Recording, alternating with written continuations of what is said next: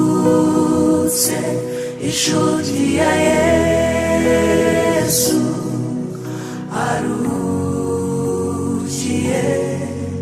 mu gituza cye asinziriye mu rukundo rw'Imana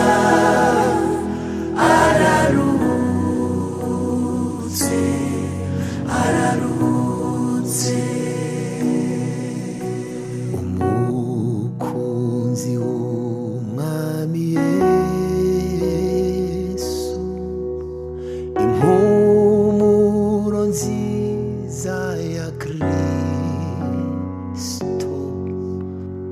yamenyesheje abantu ibyo gukiranuka asoje umurimo we araruhutse amaso yacu yaramubonye amatwi yacu aramwumva yahinduriye benshi ku gukiranuka asoje urugendo arataha umugeni wa Kristo ararutse inshuti ya Yesu kunzi w'Imana arukiye mu gituza soje umurimo we asinziriye mu rukundo rw'Imana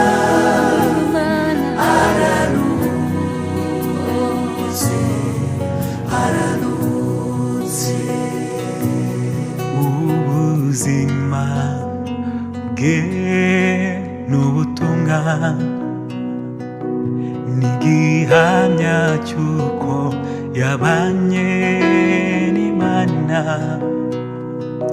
n'urwandiko rwiza yatwandikiye tuzahora dusoma ararutse ubuzima bwe n'ubutumwa n'igihamya cy'uko yabanye n'Imana n'urwandiko rwiza yatwandikiye tuzahora dusoma ararutse soje imirimo ye ararutse inshuti ya Yesu arukiye mu gituza aruhutse imirimo n'imihati asinziriye mu rukundo rw'Imana ararutse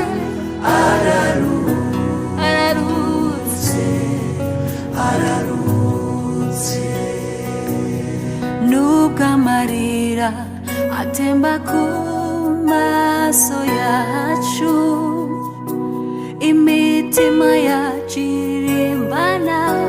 n'ijuru kubw'ihumure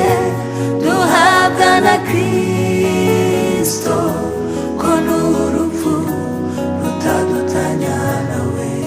araruhumurizwa na Kristo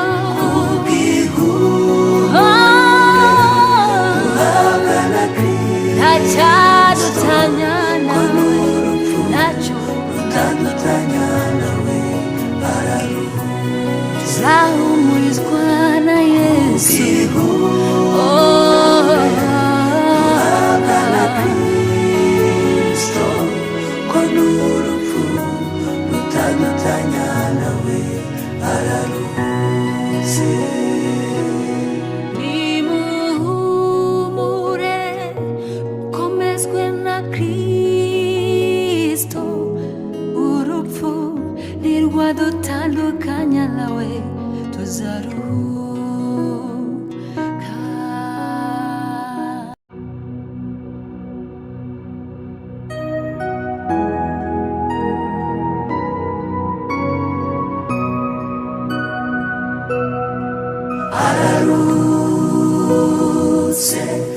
inshuti ya Yesu arukiye mu gituza cye asinziriye